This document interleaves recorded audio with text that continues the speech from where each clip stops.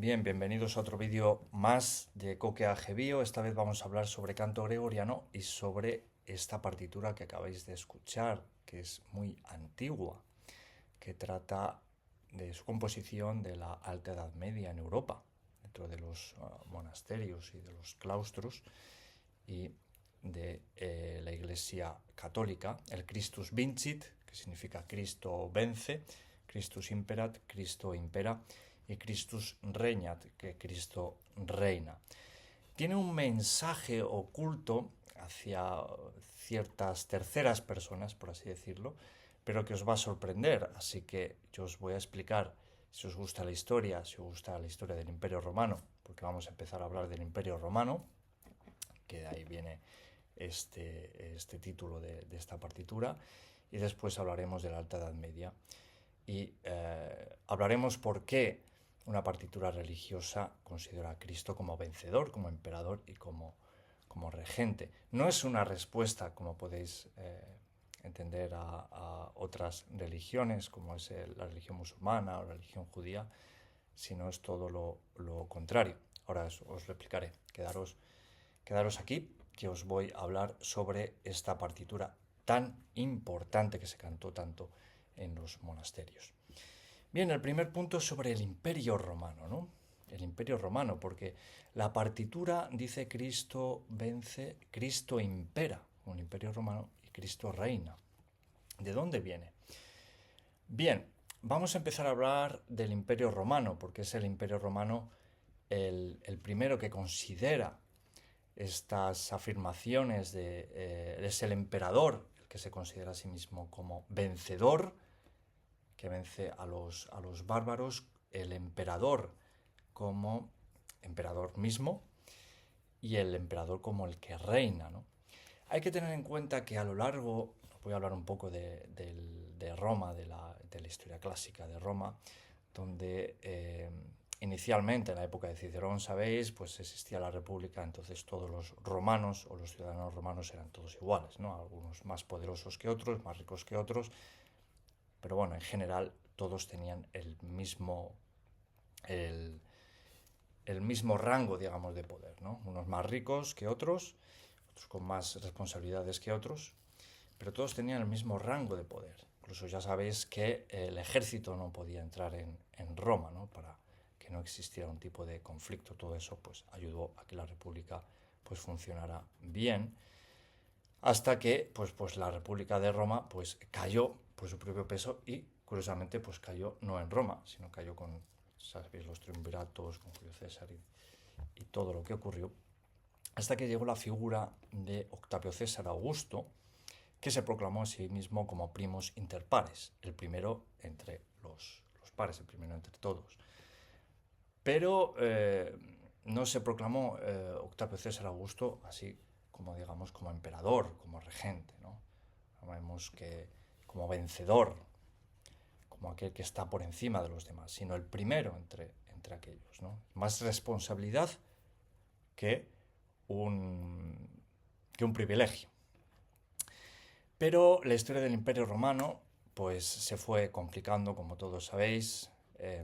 Poco a poco se fue derrumbando, especialmente porque era un imperio bastante grande, bastante extenso, y pues la organización de un solo emperador era absolutamente surrealista.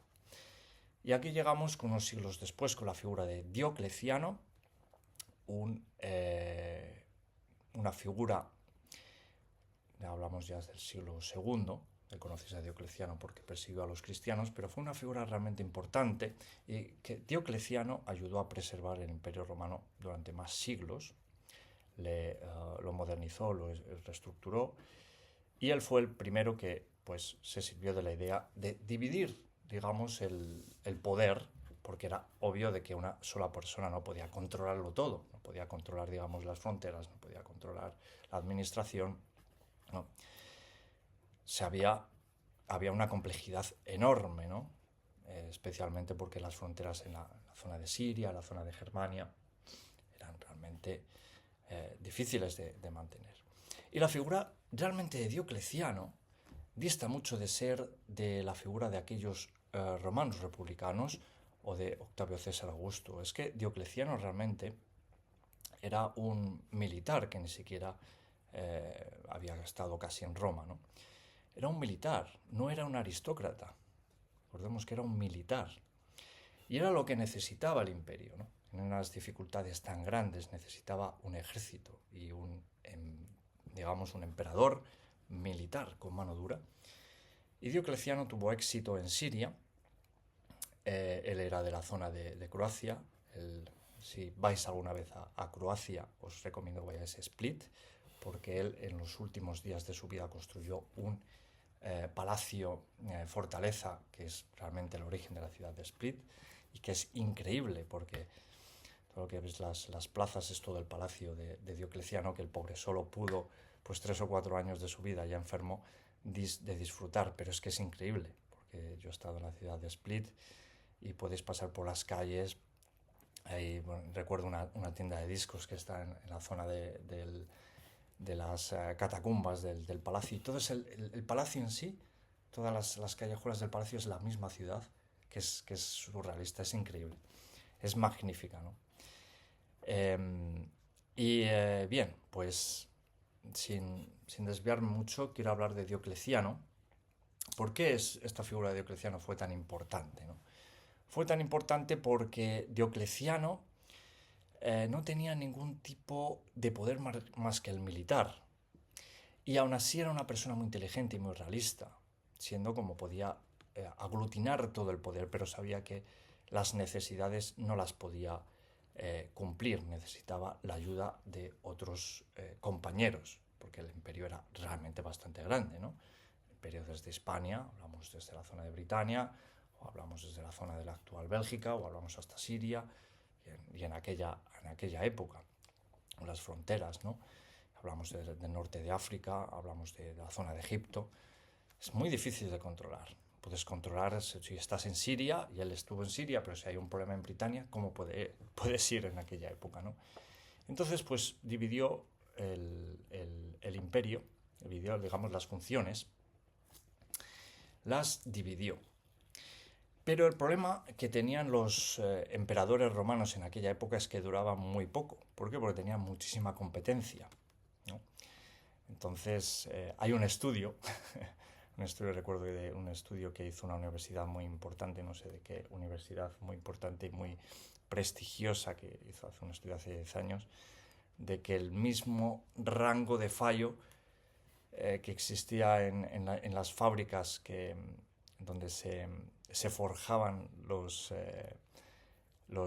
clavos, el mismo porcentaje de fallo daba la curiosidad de que el mismo porcentaje de fallo pues existía en el Imperio Romano, ¿no? Digamos, un 20 o 25% de los clavos pues había que tirarlos, pero el 20-25% de los emperadores pues eran asesinados, y entonces, digamos, la, la mayor dificultad para ser emperador, aparte de que tenías que sostener el imperio, era que no te eliminasen, ¿no? Que no te eliminase, pues, digamos, el segundo de turno, el otro. Era un riesgo enorme ser emperador, era un riesgo, era un deporte de riesgo ser emperador, y Diocleciano lo sabía. Entonces, como él era un estratega importante, él había contenido a los sirios en la frontera, sabía que la situación se había calmado, pero él era consciente de las necesidades del imperio, y él sabía que no solamente el riesgo venía de fuera, sino el riesgo de dentro, y él necesitaba alguna manera de poner un freno a aquellos que querían usurpar el poder y usurpar el trono, ¿no? Y para ello lo que hizo era intentar convencer a todos los ciudadanos romanos, a todos los miembros de los ciudadanos que venían al Imperio Romano, de darle una cierta valía, ¿no? Aparte de tener el poder y el ejército, no era suficiente. Se tenía que justificar. Y fue el primero en intentar usurpar el poder religioso. Se sabe que en Split, a Spoleto, en Split, el palacio de Diocleciano, que construyó Diocleciano, pues construyó muchísimas más estatuas de Júpiter, ¿no? El símbolo de Júpiter, del dios emperador.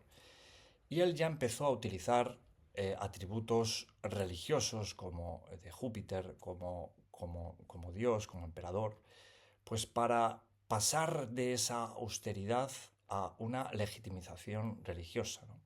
¿Por qué motivo? Es importante este hecho, porque Diocleciano fue el primero, y luego ya pasaremos, pues como hablamos de Constantino y de los demás emperadores, incluso después del Imperio Romano, hablamos del Imperio Bizantino, seguirían teniendo los emperadores, empezó una especie de ritual casi religioso, a pesar de que existía, digamos, ya la religión católica y el cristianismo. El protocolo se ensanchó, digamos, el protocolo de elevación del emperador empezó muy especialmente con Diocleciano. ¿Y por qué? Porque era una manera inteligente, muy sutil de defenderse, ¿no? Ante otros usurpadores. Él se hacía llamar como Júpiter. Entonces, si te estás cargando al emperador, aparte de ser el emperador y militar, ya te estás cargando algo divino, ¿no? Poder divino. Entonces eso resonaba en las mentes. Fue algo muy inteligente y que se usó y se ha usado hasta prácticamente hasta el Renacimiento. El poder divino del emperador, ¿no?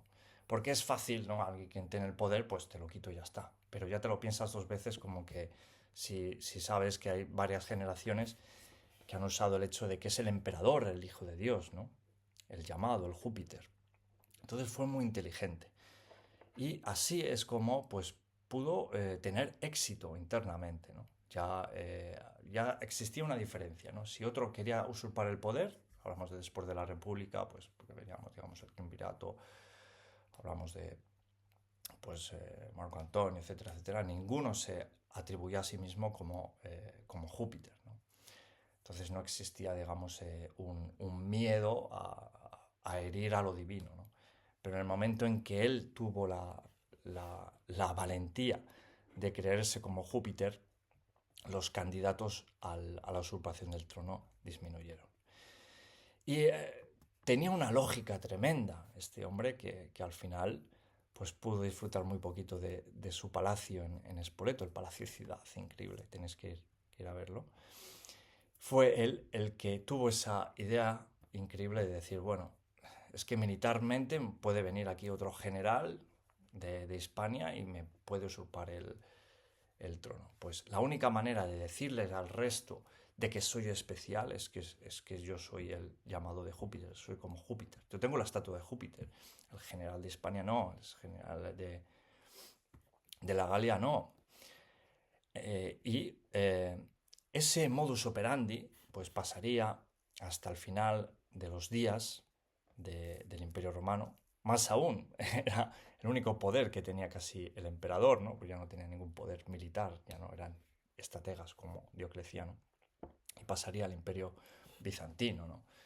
Todo lo que conlleva esa especie de protocolo bizantino, que además se llama así, ¿no? De, digamos, la inclinación, de llegar a un punto en que los emperadores bizantinos eran tan divinos que no se les podía ni siquiera ver, ¿no? Tenía que bajar la cabeza, ¿no? Y todo ese protocolo divino, incluso está en el emperador de Japón, ¿no? Recordamos que es también un emperador divino, era como un dios. Era una especie de relato que se ha usado a lo largo de la historia y en diferentes pueblos, pues para defenderse de usurpadores, ¿no? Y Diocleciano, si leéis un poco la historia de Diocleciano, fue el primero que dijo, vale, vamos a bajar el porcentaje de, de, de error de los... perdón, de los clavos, de defectos de los clavos, porque estamos muriendo muchos candidatos emperadores. Y la manera de hacerlo es hacerme divino. Te haces divino. Entonces viene un usurpador, entonces ya la gente que la apoya va a tener miedo, ¿no? El usurpador será bueno, será un militar, tendrá mucho poder, tendrá mucho territorio, pero yo soy el único divino. Yo soy el único que tengo aquí la estatua de Júpiter en el mar Adriático, ¿no? Y fue Diocleciano el primero. Sabemos que se fue extendiendo el protocolo, el color púrpura, los mosaicos bizantinos, etcétera, etcétera. ¿Qué tiene que ver con este Christus Vincit, Christus Imperat, Christus Reina? Pues vemos que es el emperador Diocleciano el primero que dijo: yo soy emperador, yo soy el que venzo y yo soy el que reina, ¿no? Y para ello pues se atribuyó atributos divinos. Bien, pues cayendo ya el Imperio Romano, la época de barbarie, la época de la destrucción de la cultura clásica, que únicamente se preservó mayoritariamente en los claustros, en los conventos, porque la gente fue dejando las ciudades. Ahora es todo lo contrario, ¿no? Fue dejando las ciudades porque es algo lógico, porque la destrucción de un imperio en donde pues funcionaba bien, digamos, podías conseguir pues una tela de Siria viviendo, por ejemplo, en la Emérita Augusta de Extremadura. Todo eso una bomba nuclear, se fue todo por las nubes, el comercio, y todo se destruyó. Empezaron los reinos a crearse y empezó la confusión, empezaron a crearse las diferentes lenguas, romances, el aislamiento. Las calzadas romanas pues empezaron a desaparecer. Ya no había un nexo de unión entre Britania y entre España. Volvíamos otra vez para atrás, ¿no? Ya no existía un comercio. Como no existía un comercio, la gente tenía que comer y la única manera de comer era en el campo. Entonces, únicamente, pues, digamos, los judíos o las autoridades, pues, eran los que habitaban las ciudades, ¿no? Los judíos, pues, tenían una red entre ellos en donde, pues, se podía administrar un poco más. Pero básicamente la gente se fue al campo, y la gente al campo, todos, incluso los monasterios o los claustros, todos se fueron al campo porque era donde podían vivir, ¿no? De sus ovejas, de sus vacas, de la agricultura. Y era la realidad, pues la ciudad las fueron dejando, deshabitando prácticamente, ¿no? Y eso es lo que ocurrió. Hasta que era un modo de supervivencia, porque y el modo de poder también los poderosos también dejaron las ciudades. ¿Por qué? Porque estaban en una situación de debilidad. Lo que hicieron, pues, crear castillos. Y los que vivís en América, si algún día venís a Europa y viajáis por Europa, hay castillos, hasta prácticamente el siglo XVIII, cuando empezaron los palacios, castillos y castillos, porque el peligro acechaba, ¿no? El peligro acechaba. El peligro ahora acechaba de fuera, ¿no? Y el peligro era brutal, porque el siguiente pueblo que venía era peor que el anterior, era peor, era más bárbaro, era más venía de las estepas rusas, de los hunos, etcétera, etcétera. Era peor que el anterior. Entonces, pues se fue atomizando todo Europa, toda Europa. Y el único vestigio que quedaba, pues obviamente, era la iglesia, la religión y los conventos que tenían, digamos, sus órdenes religiosas por los diferentes países, que seguían hablando latín, y era el único nexo de unión, que no era moco de pavo. Recordemos que la cultura se salvó gracias a... Y el que no lo quiera reconocer, lo siento mucho, y no es un tema de decir que la religión es buena o mala, pero la cultura clásica en gran medida se salvó gracias a los conventos, a los monasterios medievales, ¿no? Si queréis leer, por ejemplo, el de Rerum Naturas, pues lo podéis leer porque se salvó, se encontró en una biblioteca de un monasterio. Si queréis leer por muchas obras de Cicerón o de Aristóteles, pues muchas se salvaron gracias a los conventos. Ya es otro tema si, oye, que Dios no existe o Cristo no existe o lo que queráis, pero la realidad es que la Iglesia Católica digamos, las órdenes religiosas tomaron la administración tan también administrada del Imperio Romano y la continuaron. Fue el único, digamos, el cura del pueblo, pues dado que ya que la administración ya no existía, la administración imperial, era el único que, pues, que podía preservar, que podía organizar un poco ese caos, ¿no? Y por eso, pues, la Iglesia, pues, salió, digamos, adelante, ¿no? Especialmente, pues, hablamos de Castilla o de España.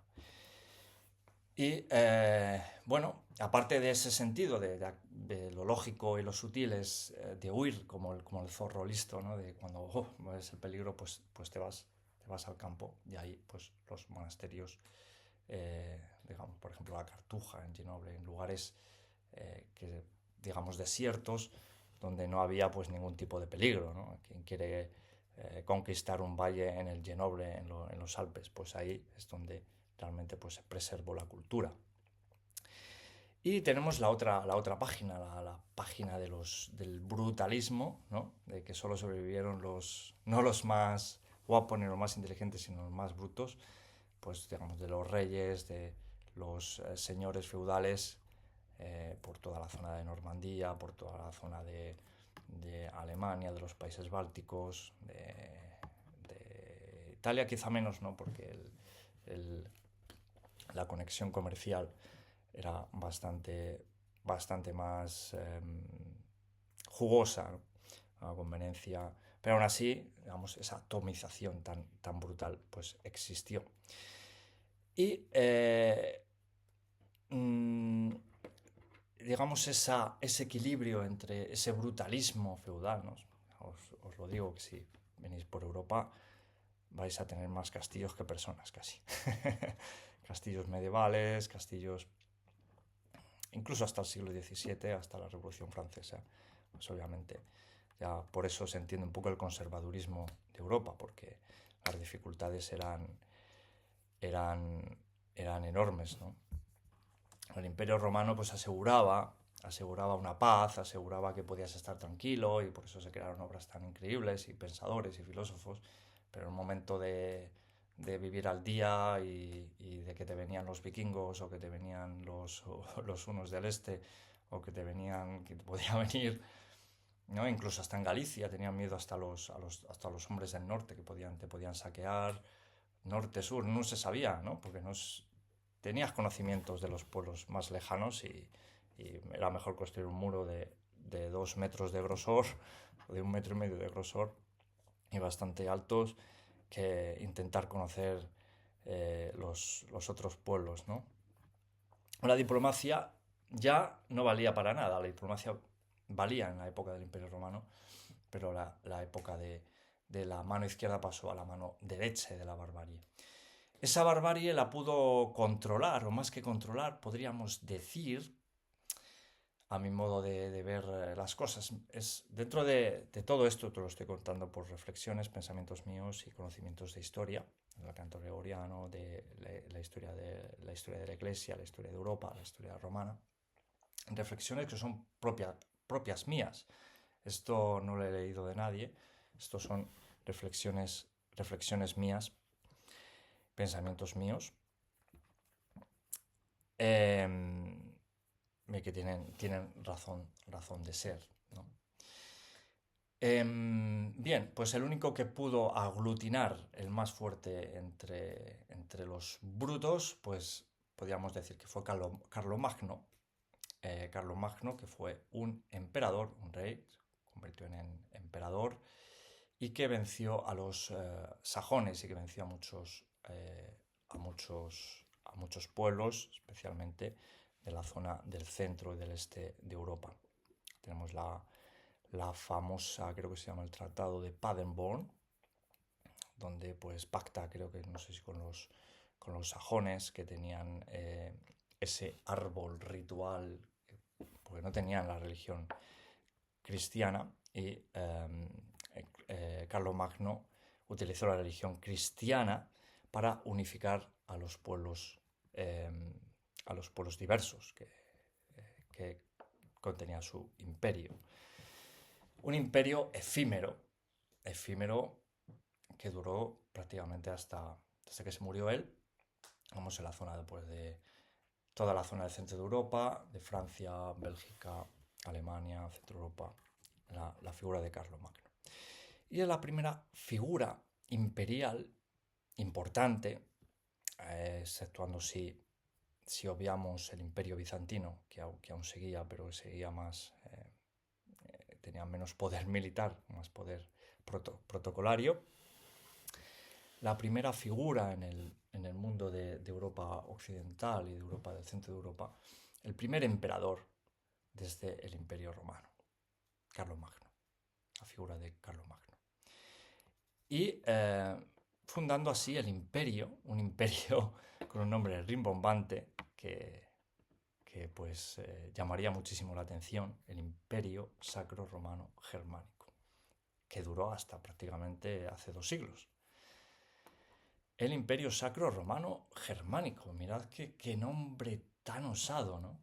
Imaginaros, ¿no?, que tu imperio romano, vamos a retomar las cualidades romanas de ese imperio romano: vencedor, regente, imperial y sacro. Además, sacro, ¿no? Como que ya además se atribuyó lo religioso, lo sacro, ¿no? Porque Carlomagno era un adalid del cristianismo y realmente no fue un enemigo del cristianismo. Pero hay que decir que para el Papa de Roma y para, pues digamos, ciertas órdenes religiosas, Carlomagno resultó ser un problema por atribuirse ese aspecto sacro, ¿no? Ese aspecto sacro quería aglutinar todo, no solamente el elemento de poder temporal y militar, ¿no? Incluso hasta el religioso. Sabéis que en la Edad Media había un equilibrio entre el poder temporal de los reyes, de los emperadores, pero que les faltaba el poder religioso, que venía del Imperio Romano, y el poder espiritual, que ahí sí que lo otorgaba la Iglesia, ¿no? Entonces ya se complementaban, ¿no? Porque uno necesitaba al otro, de alguna manera, ¿no? Porque el pueblo seguía creyendo en Dios y seguía creyendo en Jesús y seguía realizando rituales. No podía obviar el poder temporal a la Iglesia. Pero Carlomagno tuvo la osadía de incluir ese sacro, esa osadía. Esa osadía asentó muy mal en Roma y en el mundo religioso. Y como digamos, al inicio de este vídeo está explicando un poquito a Diocleciano, que era el que tenía el poder imperial, el poder regente militar, pero necesitaba un elemento religioso como respuesta, ¿no? Vale. Aquí vemos que es todo lo contrario, ¿no? Todo lo contrario. Es el emperador el que se atribuye a sí mismo como un elemento sacro. Y aquí la Iglesia lo que hace es le responde al emperador, ¿no? Si tú dices, vale, tú tienes el poder, si es que sabemos que tú eres emperador, que tú eres vencedor, tú eres victorioso, tú eres regente, pero que te consideres ya sacro, ¿vale? Es algo muy, muy osado, ¿no? Así empezó, digamos, Diocleciano, ¿no? Pero esta vez, si los emperadores necesitaban el elemento religioso, ahora es la Iglesia el que necesita el elemento de poder, ¿no? Dice, me estás quitando la atribución espiritual religiosa. Pues para responderte, ¿no?, los que compusieron, todos aquellos que cantaron este Christus en aquellas bóvedas románicas, Christus vincit, Christus imperat, Christus regnat, tiene un significado, una respuesta muy fuerte, ¿no? Respondiendo a Carlomagno y a todos los emperadores y a todos los reyes, que tú tienes un poder temporal, tú tienes un poder, Tú el único poder que tenías era el poder que podías vencer, que podías reinar, que podías, pues, imperar. Pero tu poder es temporal, ¿vale? Tan es así que el único que tiene ese poder es Jesús, es Jesucristo, es Dios, es Jesucristo. Porque, y efectivamente fue así, porque murió Carlomagno y su poder, pues, un poder humano. Y los monjes respondieron, sí, tú tienes tú el poder, pero el único que tiene poder, el que ha tenido poder es Cristo, ¿no? Es una respuesta, eh, una respuesta a ese poder de Carlomagno y no solamente al poder del imperio de Carlomagno, sino a todos los poderosos que vinieran después, ¿no? Dice, te, te estás incluyendo, digamos, lo espiritual, ¿no? Tú tienes únicamente el poder militar de victorioso, ¿no? Eres tan osado para hacer eso, pues ahora te vamos a responder porque en realidad es Cristo el único emperador. Cristo es el único regente. Y si no, pues ya lo podéis ver porque los monasterios, los monjes, la iglesia ya ha durado muchos años, pero tú vas a pasar, ¿no? Y entonces es como una respuesta en esa alta Edad Media. Así se puede entender un poquito más, ¿no? Esa respuesta a aquellos osados o a aquellos atrevidos a decir que tenemos el poder religioso. Dice, vosotros queréis tener poder religioso si ni siquiera tenéis un poder permanente en la tierra, porque vuestro poder se limita a vuestra vida o a vuestros éxitos van a acabar, ¿no? ¿No? Es Cristo el único que tiene el poder incluso imperial, ¿no? Efectivamente la iglesia continuaba a pesar de que los reyes o los emperadores pues se iban yendo y viniendo, ¿no?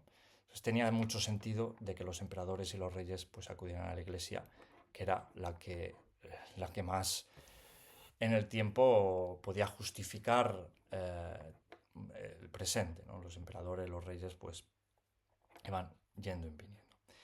Pues de aquí viene, digamos, ese significando de Christus vincit, Christus regnat, Christus imperat, en una alta Edad Media, en donde el poder era la principal ambición de los que de los que de los que intentaban controlar la tierra, sus dominios. Y este es un poder relativo, ¿no? El poder verdadero es el poder divino, el poder que no caduca, ¿no? Un poder que no caduca contigo. Es una respuesta a esa creación de ese sacro imperio romano germánico. Dice, tú te atreves a crear un imperio que es sacro, pero ni siquiera es tuyo ni es romano, ¿no? No tienes ni siquiera ese atributo imperial, ¿no? Efectivamente, a pesar de todo, el imperio sacro romano germánico existió durante un milenio, pero bueno, existió, ya era testimonial, ya no tenía ningún tipo de poder militar, ¿no? Así que, bueno, de ahí viene un poco esta partitura, este canto que es, digamos, no es nada humilde, ¿no? Porque Cristo que vence, Cristo que reina, Cristo que impera, ¿no? Se entiende de que hay un vencedor, ¿no? Él es el vencedor y el resto son los que pierden, ¿no? Así que tener en cuenta eso, ¿no? Y eso es una manera de autoconvencerse cuando lo cantaban los monjes de que, bueno, que tenemos aquí, estamos en un territorio del típico rey medio osado que tiene su ejército y tal, pero que realmente, ¿quién es el que tiene el poder, no? ¿Quién es el que tiene no el poder físico, sino el poder que es el más importante, el poder moral, el poder histórico, ¿no? Ese es el poder importante, ¿no? Porque tú puedes tener la fortaleza, la fuerza, lo que sea, pero si no tienes ese poder divino, no eres nada, ¿no? Así que pues es una respuesta como diciendo, bueno, tranquilo amigo, tranquilo Carlomagno, tranquilo amiguitos, que, que no sois tan poderosos ni tan imperiales como creéis. Bueno, pues me parece muy hermosa esta partitura, que tiene su contexto histórico muy claro en la Alta Edad Media, pues fue también muy desarrollada en el Renacimiento, esa época que yo la considero como esa época de música dulce y poco racional, como esas olas, ¿no? Esas olas del mar, ¿no? Que te van endulzando y que te van envolviendo y que de repente no sabes dónde te encuentras, ¿no? Te envuelven. Es el renacimiento de compositores como mi paisano Tomás Luis de Victoria y Palestrina también, de, eh, de, de tipo de renacimiento italiano. Así que, bueno, espero que os haya gustado un poco estas reflexiones de Christus Vicit Christus Imperat, Christus Regnat. Es como un mensaje subliminal a todo el mundo, ¿no? Que vale, tranquilos, que nosotros seguimos teniendo el poder, o es Cristo el que tiene así el poder, ¿no? Y es el poder más difícil de controlar, ¿no? Es el que, digamos, el que no se personifica en una persona, sino se personifica, digamos, en todas las órdenes religiosas o la iglesia, o se personifica en la imagen de un Cristo Salvador, de un Rey Salvador. Y bueno, espero que no haya ofendido a nadie este vídeo, sino estoy explicando un poco las realidades tan complejas, ¿no? que, que existía, ¿no? Que el canto gregoriano no solamente se creó tanto para alabanza, sino también como una especie de respuesta ante las situaciones tan difíciles que se vivían, ¿no? en la Edad Media, ¿no? Así que, bueno, pues hasta aquí este vídeo y muchas gracias por verme y nada, a intentar vencer espiritualmente a otros canales eh, y, a, y a este mundo de YouTube que no sabemos a ver hasta dónde llegaremos, ¿no? Muchas gracias por seguirme, muchas gracias por ver el vídeo y muchas gracias por dar al like. Hasta aquí, pues hasta otra.